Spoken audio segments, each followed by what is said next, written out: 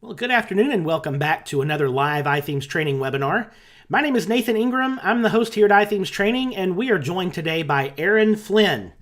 Erin teaches freelance web designers how to take back control of their businesses and their lives. After starting her own freelance web design business back in 2012, Erin realized that most web designers were disorganized and struggling to make their businesses more profitable without adding to their workload. And hitting that next level just wasn't happening. So after she spent some time and got her own systems in order and created raving fans out of her clients, Erin knew that she had to help other designers do the same. So today, she's helped over 10,000 students do everything from plan and build a basic website to organize their processes, to restructure their work days so they can finally take a weekend off without guilt. Now, when Erin's not glued to her computer screen, she loves binge watching Netflix with her husband and cat, who even has his own Instagram. She also loves exploring the mountains around her home in Aspen, Colorado. And you can learn more about Erin at her website, erinflynn.com, which I'll drop in the chat. But with that, hey, Erin, welcome back to iThemes Training. We are glad you're here today. Thanks so much for having me back. I love doing these trainings with you. Awesome. So as we're talking about getting feedback from your clients, why would you say it's important for a web designer to get feedback? That's one of the questions we ask there. Is kind of the check-in question as people were coming in before the webinar started. How many folks actively, as part of their process, get feedback from their clients? Why is that important? Well, there's two types of feedback, and both are very important. The first one that we're mostly covering today is actually feedback during the project about what you're presenting to them. And I believe in my next webinar, I'm talking more about getting feedback post-project, but both are really important because if you don't get feedback on your designs, and I'm sure this has happened to many, many of us, you think that everything's okay, you go forward, you do all of this work, and then at the end, the client says, I hate it. And you're just totally lost about why they don't like the work that you did. And that can happen post-project too. If you don't ask them for information about how the project went and how everything kind of flowed for them and what their experience was like, you don't know what to improve for the future. So actually, one of the reasons I get hired a lot is because of my customer service, not even so much my designer development. And that's because I asked clients for feedback during and after the project so that I could know what to improve and where they were starting to have problems or starting to feel unsure or where they just, weren't enjoying the process. And so now getting feedback at several stages during the project is just part of my whole process so that I know that I'm creating what the client needs in terms of design and development as well as customer experience. Absolutely. Great answer. This is going to be a lot of good content today. So several of you have just come in to go to webinar. Want to make sure you head over to the chat room at ithemes.com/chat. That's the best place to get your questions answered as we go through the webinar today. Just drop them there in the chat as we go, and I'll pull those out, and we'll have a good wrap-up question and answer time with Erin as she finishes today. There'll also be some links in the chat as we go. There'll be a couple downloads that you'll be given during the webinar today. So make sure you're at least over in the chat room for those things, ithemes.com/chat. Also, the link that you use to register for today's event, which I will put back in the chat room now, is the place where the replay will be available in probably about an hour or so after we wrap up today. So if you want to go back and rewatch a couple of things, or after you're blown away by this great presentation from Erin, if you want to share that out, that link is there in the chat for you now. So go ahead and save that to the side. So I think that's all the housekeeping details, Erin. Let's talk about getting feedback. Awesome. Let's dive straight in. And I think one of the biggest struggles for many web designers in general is getting actual useful feedback from their clients during or post-project. We need feedback that we can actually work with and make adjustments to the project and deliver something that the client actually really loves and that will work for them. But a lot of times we get feedback like, it's not blue enough, it doesn't look right, my mom doesn't think it works, the Facebook group I'm in says this is terrible, or I just don't like it. If you guys have gotten feedback like that, just throw a smiley face in the chat so we know that we're not alone. But in general, this kind of feedback isn't helpful. And how are you supposed to use that? It's not really something that you can use. You look at that and you go, okay, the Facebook group doesn't like it. What am I supposed to do with that information? So you end up having revision after revision, and you try to struggle with something that come up with something that's blue enough, or that looks right, that makes your mom's or your client's mom happy, or that makes a Facebook group full of people who are not your client's target audience happy, and what the client likes and wants. And that, again, you probably hear from clients lots of times, I'll know it when I see it. That's also a very common piece of feedback we get that is not at all helpful. And so it's just a losing battle when we get feedback like this. We cannot possibly use this to create a great website. So today we're going to cover a bunch of things. We're going to cover how to present your work in a way that sets the project up for success. We're going to talk about how to explain your design process or strategy, how to get actual useful feedback from your clients, and how to ask the right questions so that you can get that feedback. So let's go ahead and get started. All right, first I want to talk about presenting your work. And I know this is mostly a feedback workshop, but how we present our work really kind of helps us get good feedback. So I wanted to talk about this first. So first I want to ask you, how many options do you send to your clients? Many designers feel the need to send multiple options to their clients. They think, if they send 3 options instead of 2, they can charge more. But all this ends up doing is confusing clients and leading them in the wrong direction. And I think what happens to a lot of us is we send over a couple different options, and one we really like and we think is the one the client should go with. One we think is okay. And then one we're like, oh God, please don't pick this. Please do not pick this one. And they always pick the one that we don't want them to pick.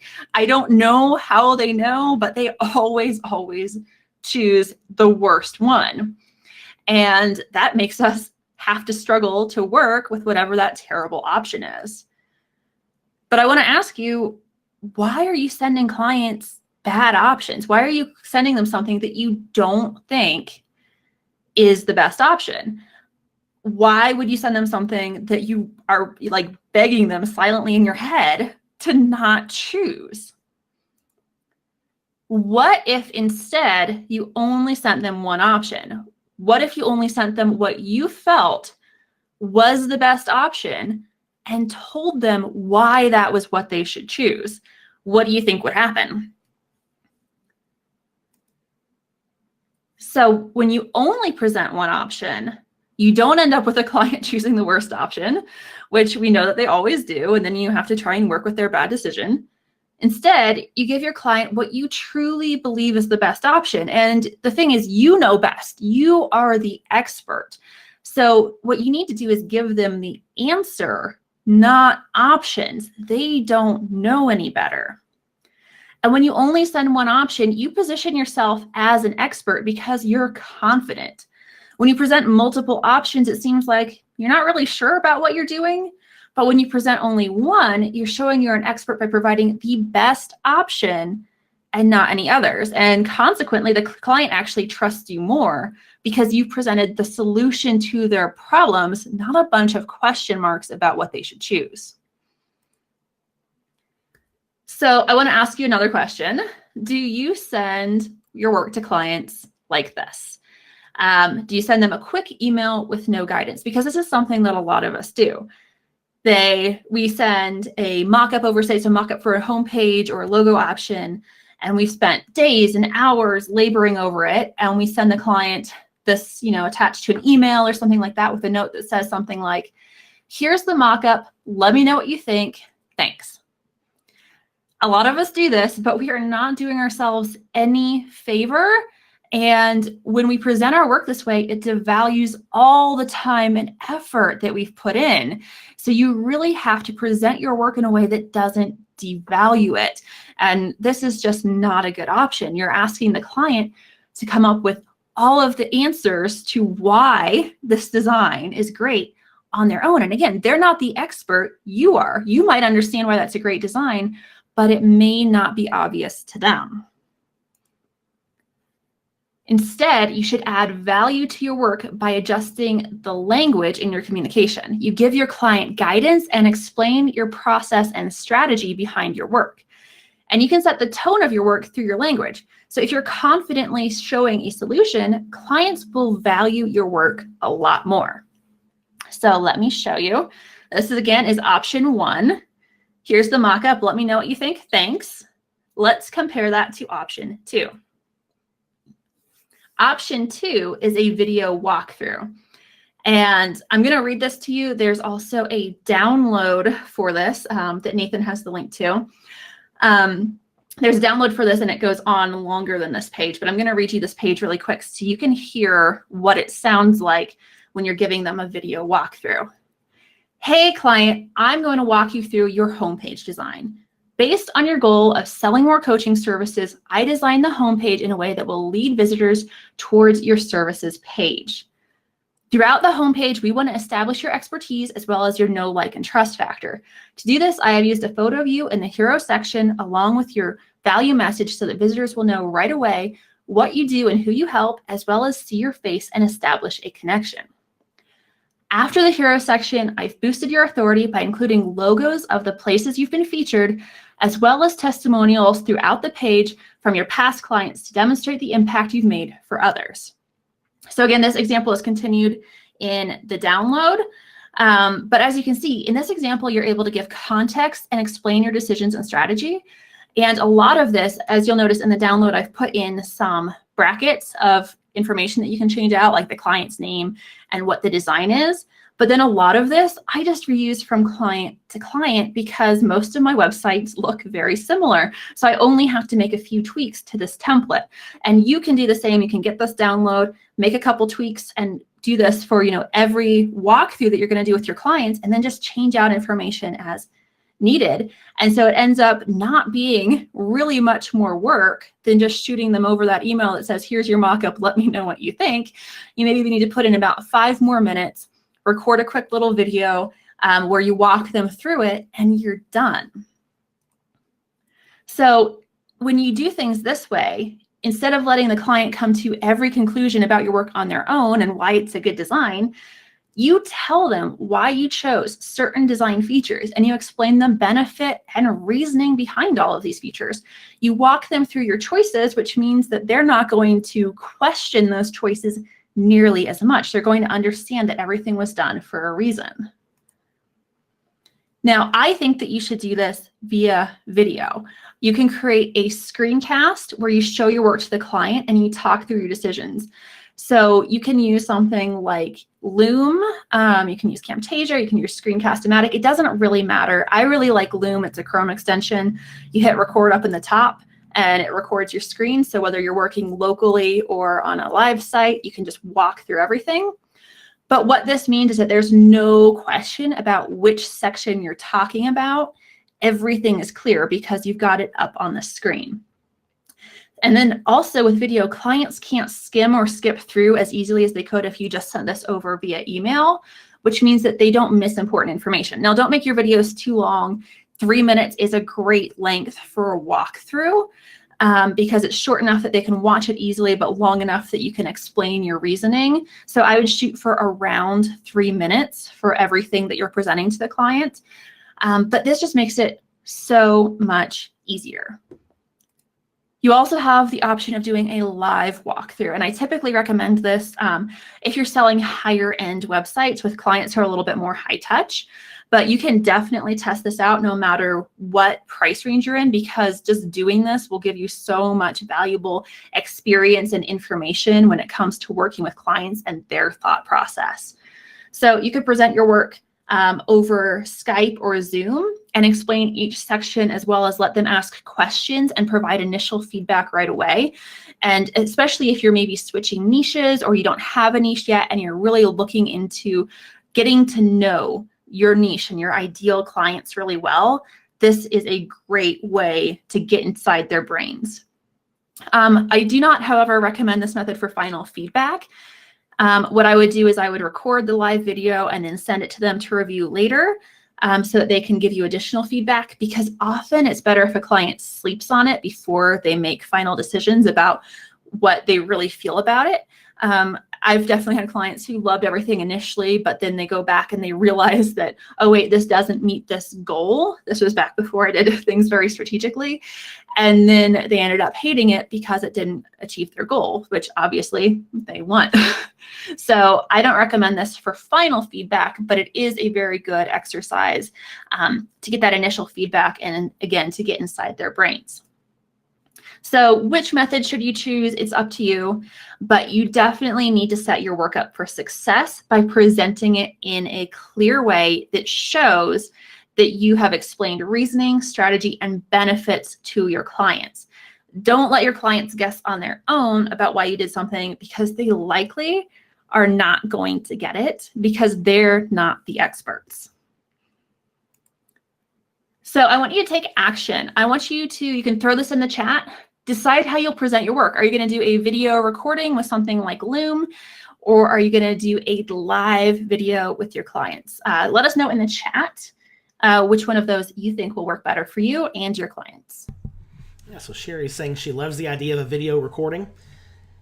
Who else? Did anybody else present things by Skype or through some other live video method? Yeah, Trisha's saying she does on Skype, Mike, screencasting. Yeah. Awesome. Ben said he just installed Loom. Ben, you're going to love it. It's great. It is. It's so fantastic. All right. Awesome. All right, so now let's talk about getting that useful feedback. So you know how to present your work now. So let's do the feedback portion. And the thing is that most people, us included, probably don't know how to give useful feedback. We don't know how to look at something and dissect what we like and what we don't like about it. Most of us just really are not trained that way. So it can be really difficult to expect other people to give useful feedback if we don't even understand the kinds of questions and what we would need to get that feedback from them. But you can definitely get useful feedback from your clients with a little bit of setup beforehand. So I have another workshop where I talk about this as well, but I recommend that you send feedback guidelines to your clients when you're asking them for feedback. And yes, you can send it basically every single time because sometimes they need that reminder. So if they never, read them that thoroughly, or it's been a couple weeks since you sent the guidelines, just go ahead and, attach them to every time you're asking for feedback, because the more often you remind clients of important things, the better it is, and it will make your job much easier. So let's go ahead and go over some feedback guidelines. So here's an example. I will have this available for you in a download at the end of this workshop. So you don't have to worry about it right now. You can just, sit back, relax, and just listen. So here's how I present my feedback guidelines. This project is a collaboration, which means I can't do it alone. I need your feedback in order to make the most effective website possible. Here are a few tips that will help me create the best website I can for you. Be as specific as possible. What exactly isn't right and why doesn't it work for you? Try to really narrow down to what the problem is. Be honest. You're not going to hurt my feelings. I need to honestly know what you think. Don't ask random people for their input. Feedback from your mom, best friend, or social media group isn't helpful. You need to focus on you and your audience, not anyone else's opinion. Remember your audience. The whole point is to create something that attracts your audience. Keep them in mind and put yourself in their shoes when reviewing the project. Don't try to fix it. That's my job. You hire me for my expertise. Let me put my experience and knowledge to work. Sleep on it. Review and then review again tomorrow. Sometimes it takes a bit for things to soak in, and having a night or two in between initial reaction and sending me your feedback can help pinpoint what you really love and what needs work. Ask questions. If you don't know why I did something the way I did, ask. Everything is done for a specific reason, and I'm happy to explain why I went a certain route with your project. So many clients are really afraid of hurting a designer's feelings. They don't want to tell us that they don't like what we created, but we really do need that feedback to make work that we're proud of and that the client loves and it works for them. So telling your clients how to give feedback and to be honest gives them the permission they need to give you the information that you need to do your job properly. But there is more to it than just the guidelines. We need to draw out the feedback from clients in a way that we can really use effectively. So we're going to ask them specific questions. So here are some questions to ask your clients. And again, this is in the download that I'm going to give you at the very end. So don't worry about scribbling all of these down. So you're going to ask, what is your initial reaction and thoughts to the overall mockup? How do you feel about the colors and fonts used? How do you feel about where the elements are positioned on the page? Do you like the images used in the mockup? Do you feel as if the mockup reflects the goals we discussed for your business? Is there anything you feel is missing from the mockup? What? So when asking these questions, it's really important for the client to be honest, which is why I don't personally like to get this feedback over Skype or Zoom or the phone, because it can make the clients feel really awkward if there's something they don't like, since they don't want to hurt my feelings. But some designers have better luck with this. So it's really dependent on your clients and how you run your business, and maybe a little bit how thick your skin is. I'm better at hearing, that my client hates everything via text, like in an email or in their project management system, as opposed to them telling me to my face over Zoom. But if that doesn't bother you, you can do it that way. But in general, most clients will be much more comfortable responding in written form, where they can actually sit down and think through their feelings about the design and decide how to phrase what it is that they don't like. And then they don't feel pressured to come up with an answer directly on the spot, because we don't want to make them feel uncomfortable either. So fillable PDFs or Google Docs work really well for collecting this feedback. Clients have time to think over questions and fill them out, and they're less likely to miss questions than they are if you just send it via email. So you can create a PDF or Google Doc with the feedback guidelines, then followed by the questions and space for the client to answer. And this makes giving feedback a bit more like completing a workbook or questionnaire, which in my experience leads to more thorough and deeper feedback, because the client's gonna sit down, they're gonna take the time, and they're gonna complete it, instead of firing off a few quick thoughts via email, missing things, sending you 6 different emails with their feedback that doesn't make sense together. And then if they miss things, then they may end up hurting the project later because the client forgot to say about them. So I really like this kind of workbook type format for getting feedback from clients. And as a quick tip, you should give your clients a date that they need to give you feedback by, so that you can keep the project moving along. So I want you to take action. I want you to think about, how will you collect the feedback? Will you do a PDF or a Google Doc? Will you do something else? What questions will you ask? So you can, again, get the questions and template for the feedback guidelines in the download that I'll give you in just a minute. But right now in the chat, I want you to tell me, how are you going to collect feedback from your clients? Or is there a way that you're already collecting feedback that works really well for you? Let us know in the chat. All right, so what do you think? What option of those do you like the best? Just give us your input there in the chat room at ithemes.com/chat. And Aaron, let me ask, have you ever used a web form to collect this sort of feedback? What do you think about that? I think that works very well, but it also depends on whether they can save the form or not. So if they're using something like a form where they can save their work and then go back to it later, that works really well. I did do that for a while. But if it's something where they feel like they have to get it all done at one time, then it can feel a little bit overwhelming to them. And they might just put in shorter answers than they would if they feel like they can save it and return later. So I think it just depends on the type of form that it is. Yeah, that's such a great answer. There's a lot of chatter going in the chat room now about Google Forms or Gravity Forms. And yeah, Gravity Form does have the save and continue feature, but Aaron's made a great point here, and that's, the simpleness of a doc or a PDF might just be a better option all the way around, so people can kind of come back to it and let it sit and marinate for a bit. I like that. Any other feedback in the chat room? I'd say one of the things that I really liked, I used to use I actually did use Gravity Forms for a while, and they are great. It was fantastic. Then I switched to a fillable PDF just so things would be a little bit more branded, and it would feel a little bit more like a workbook, and that was okay. But what actually has worked best for me and my clients has been a Google Doc, because then I can go into the Google Doc and I can make comments directly on there to ask them to clarify things a little bit more, or to even throw in a screenshot if needed, really simply. So that has worked the best for me and my clients. Absolutely. And one of the things I've noticed about those of us who I will lovingly call geeks, I self-identify as a geek, we will find great, wonderful technical solutions for all sorts of things that aren't really very helpful practically.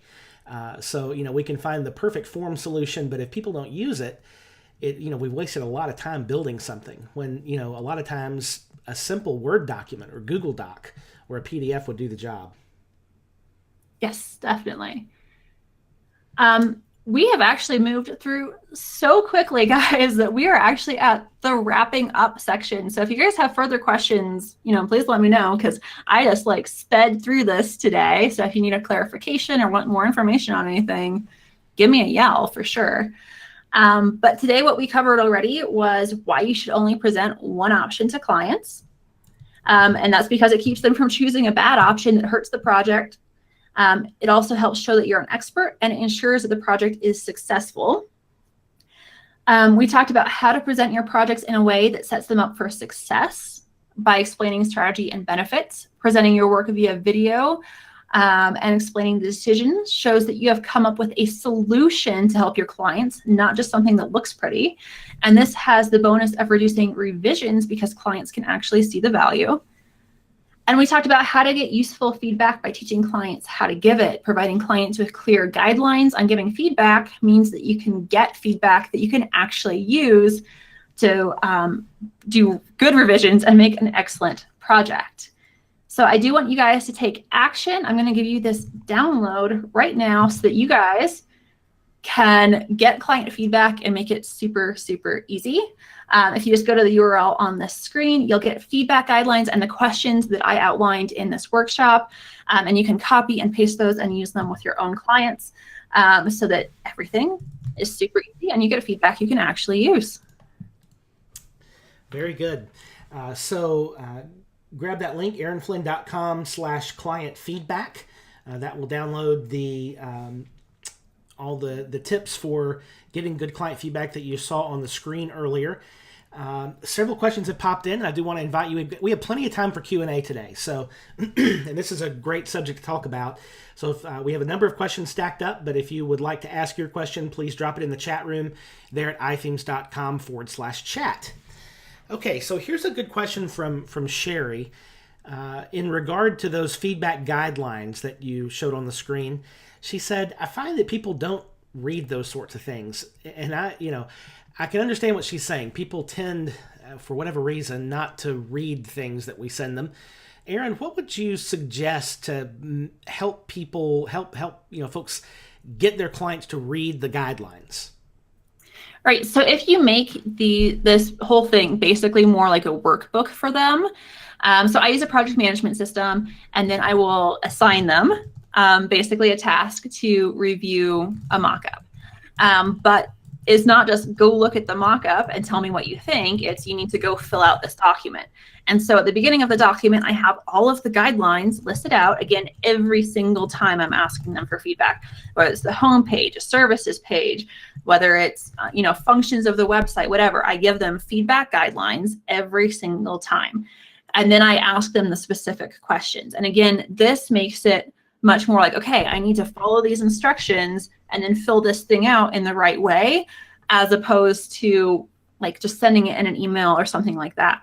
And you can experiment a little bit with your clients. For some of my students, sending everything as a PDF just makes everything feel so much more official that their clients are more likely to fill it out and just really take the time to read it and do it properly, which is a great option if your clients are not currently reading things very thoroughly. For me, my clients are pretty well invested in the project, so they do take the time to read, even if I just send it to them as part of a Google Doc. So it's not an issue for me. But again, just experiment, see what works best for you and what works best for your clients. Sometimes that, like workbook deal is really what makes it happen. Absolutely. And it makes you look a lot better too. When you come to a project with a fully formed set of documents, and Erin's done several different webinars here recently on things like a welcome packet and other things that you can put together, it just makes you look so much more professional. Yeah, and those like intro and welcome packets too, also train your clients to start reading, which is helpful. Absolutely. Absolutely. So on that same regard, Laura asked, do you have any suggestions of how to encourage clients to present their feedback in a positive, productive way, especially if you're working with family or friends who might be mocking or disrespectful? I'm sure that nobody has family or friends who might be mocking or disrespectful. No, Laura, I know exactly what you're talking about. Erin, what would you say to that? That's kind of, well, I don't like working with family or friends personally, unless I know that they're going to respect my work. I think one of the key things here is that you have to establish early on that you are running a business. You are not,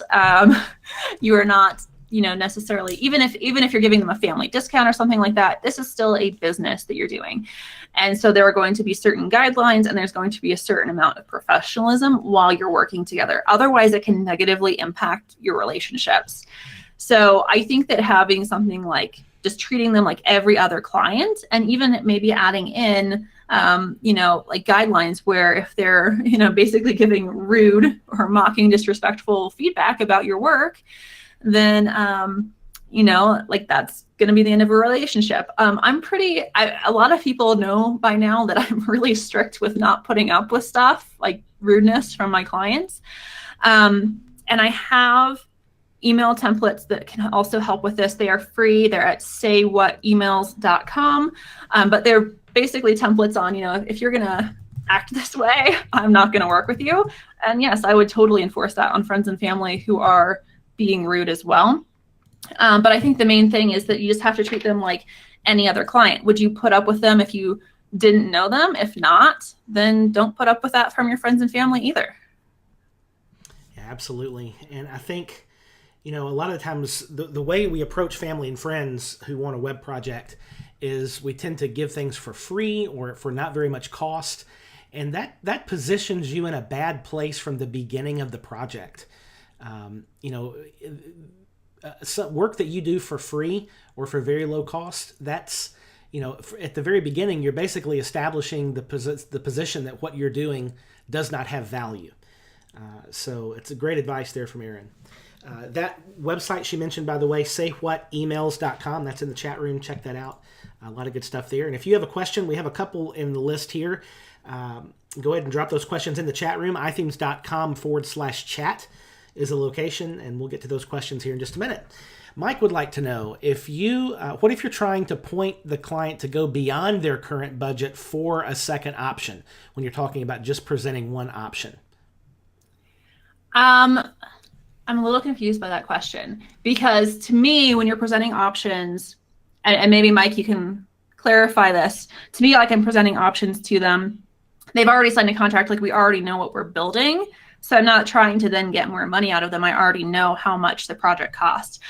So if you're talking about before the project and giving them like different options to choose from and kind of upselling them on a higher package, that's a little bit different, but you could use the same kind of, I guess, psychology in terms of showing them how that higher end package would better meet their needs. But only do that if it will truly be a better fit for them. Don't just try and get more money out of your clients. Not that you probably are, but in case anybody watching is deviously thinking, ooh, how can I just get more money out of people? Don't do that. Present them with what you truly think is the best option for them. And if that is a higher priced package, then explain why you think that they should go for that one instead of the lower priced option. I hope that answers your question. Again, I was slightly confused with that one. Yeah, and Mike clarified just a little bit in the chat that he was talking about comps to budget from. So he may be giving some options prior to signing them as a client. Okay, yeah, if it's prior to signing them as a client, just evaluate their needs, hop on a discovery call with them, see what they're really trying to accomplish. And if it ends up being that they need to spend more money and get a higher priced package or add something on, then make your case. Show the benefit that will give the client. Show them how that will be a good return on their investment and will produce a better result than what they're currently leaning towards. Absolutely. So we have one more question left here in the stack. And again, if you have a question, please drop that in ithemes.com/chat. And let me just ask you folks who are listening a question. What do you think will be the biggest challenge for you to put together a feedback system like this? Just drop that in the chat room. Maybe that'll spark some conversation here. What do you think will be the biggest challenge for you as you start to put a system like this into place? And while you guys are answering that question, here's one from Trish. She's curious about what you use for project management. Erin, what project management system do you use? I use Freedcamp, FREEDCAMP.com. I love it. I love the interface. It's free for most of my students who sign up for it because they don't need like the add-on plan. So it's a great option that way. I do find Freedcamp works better for my clients who lean a little bit more towards the developer side. My clients who lean a little bit more towards the designer side love Asana. I cannot wrap my brain around Asana to save my life, but those are the two that I typically recommend based on whether you're right-brained or left-brained. And if you're not quite sure, give both a try and see which interface you like better, because my students love one or the other and can't figure out. They love one, they can't figure out the other typically. But those are both great project management systems. Absolutely. And it's so true. There's there's two kinds of people in the world, people who like Asana and people who don't. It's Yes. So funny how polarizing it is. Yes, Trish, it's Asana, just like you spelled it, Asana. I know people who absolutely love it and people who absolutely hate it. All right, so we asked a minute ago, what do you think will be the biggest challenge for you to implement a system for feedback? And a couple of interesting responses there, Erin. I'll get your feedback on. Marcy said that it might just be getting timely answers from the client. I know you talked about giving a deadline. Is there any other way that you found to get the client to provide feedback on time? There are a couple different things. So first of all, the deadline helps. And if you are using a project management system, then it will send reminders that they're supposed to have it done by a certain date, which is great because you don't have to do the follow-up. The second thing is actually how I charge for my projects. One of the things that I implemented that really helped projects keep moving was charging based by date, not by project milestone. So what I mean by that is a lot of designers charge by milestones. So when the mock-up is approved and it goes to coding, they'll get a payment, right? But the problem with that is if the client is dragging everything out, then you might go a month or two or even longer without getting a payment from that client. So what I do instead is I get a payment up front before work begins, and then I get a payment every 30 days from the client. And when the client is paying regularly, they're much more likely to keep on top of things, to provide feedback and keep everything moving, and just keep the project moving along smoothly. And then the third thing is that if projects go longer than my deadline, I always include some buffer room. So if I think a project's going to take 8 weeks, I estimate 12 weeks just so that there's extra time, about a 50% buffer. But if it goes beyond that 12 weeks, it's written into my contract that they're going to pay a weekly fee, basically for a month, that's going to keep adding on to their project. And so if they're delaying things, then they have to pay that. So that keeps everything moving as well.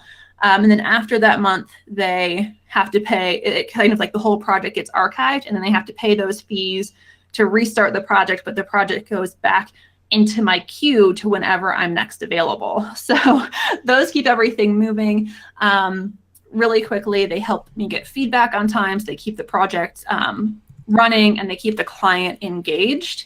And I know that I just went through that really quickly, but there are basically a lot of different things you can do, but the main ones being reminders in your project management system, charging monthly instead of by milestone, and then charging fees if the project goes over the time estimated. Really good advice. Really good advice. Okay, so here's another issue that Laura mentioned when we asked about what you think might be the biggest hindrance to putting a system like this into place. She said, I like to do video, but I'm self-conscious about speaking on video. What would you say to that? I think that we all are. And whenever we hear our voices, oh my gosh, like I'm not going to watch the replay of this, guys. I don't like hearing my own voice.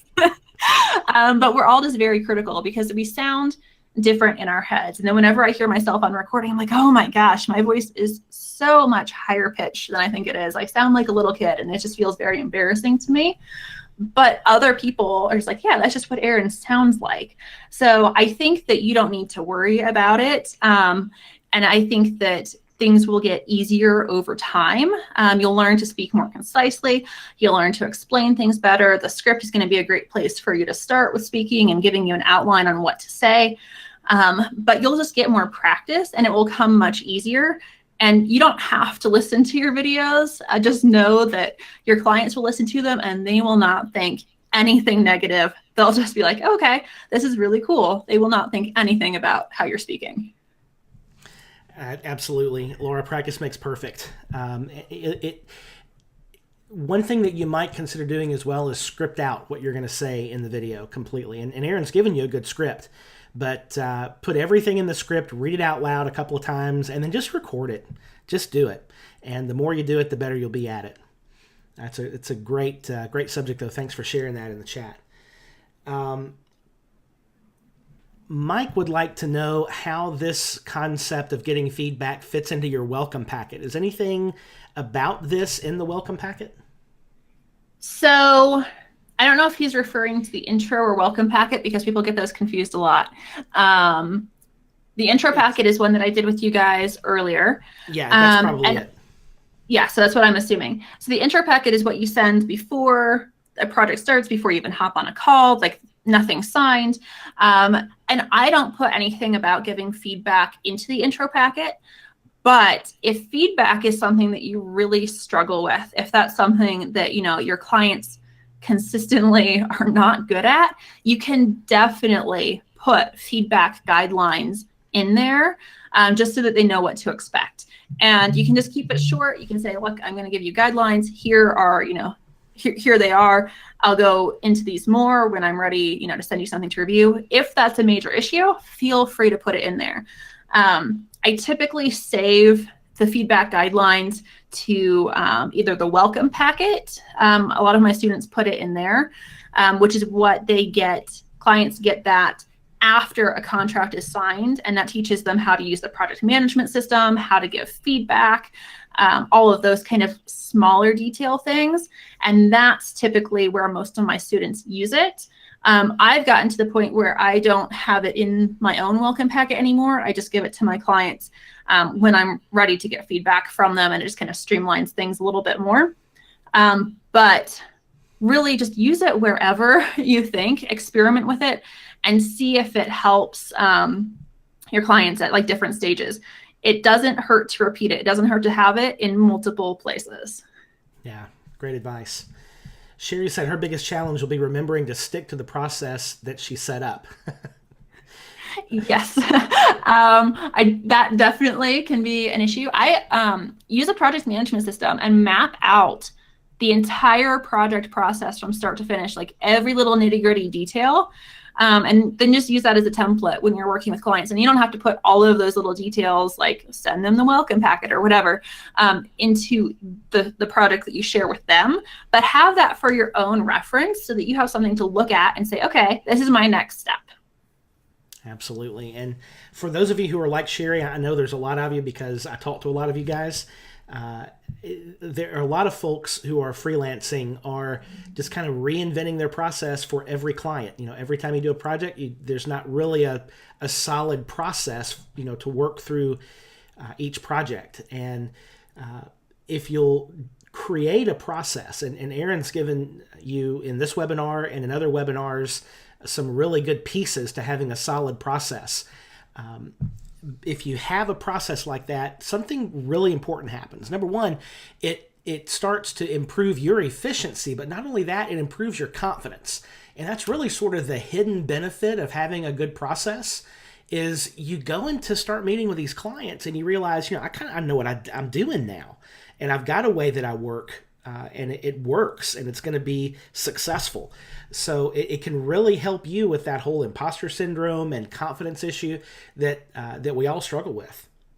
That is so true. Lots of good feedback there in the chat. Aaron, I think we're just at about a point to wrap up here. I would encourage you guys to grab the template that Aaron has there. If you haven't done that yet, aaronflynn.com/client feedback. Any final words as we're starting to wrap up here, Aaron? Oh, now you're putting me on the spot. No, but I am excited. If you guys download the feedback guidelines and questions and then start using them, you will be added to my email list, but you can of course unsubscribe at any time. But if you choose to stay on, I want you guys at some point to hit reply on one of those emails and tell me how the feedback guidelines and questions are working for you. And if you're still struggling a little bit, I'm happy to respond and try and help you out and try and get that process nailed down. If it's going great, I want to know that too, because I really want you guys to implement these. I want you to go today and start implementing what you learned into your processes. And then I want to know that you're doing it and how it's working. Absolutely. So are you asking for feedback on your feedback process? Well, feedback's fine too, but yes. And also, I just want to know, if there's something that I'm missing, like if you guys have, clients that this is just absolutely not working for, like I want to help you come up with a solution. I don't want you to just be like, well, that's it. I'm stuck with bad clients forever who are just going to tell me to make the blue bluer and the logo bigger. I don't want you to be that way. So I want to help you out if you're still struggling. Awesome. Well, hey, Aaron, thanks for hanging out with us for the last several minutes here. Really, really good information. Hopefully you guys have picked up several things as we've been walking through this issue of getting feedback from clients. And, if we have to wrap it all up into a nice package, it's really about asking the right questions, right? To get good feedback, you need to ask the right questions and not just let people invent something on their own. So yes. Aaron's given you a great template for that. Appreciate all of those resources. Thank you all for hanging out with us today. And we'll see you next time here on iThemes Training, where we go further together. Have a great rest of the week.